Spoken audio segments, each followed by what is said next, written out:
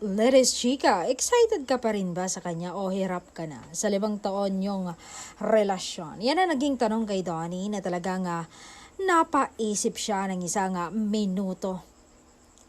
Saad niya, oo naman, hanggang ngayon, yung part na makasama siya, yung sinusuyo niya ako pag tinutopak ako, yung yakap niya pag namimiss ko siya. Sabi ko nga, ang sarap talaga pag mahal ka ng taong mahal mo. Ang sarap talagang magmahal.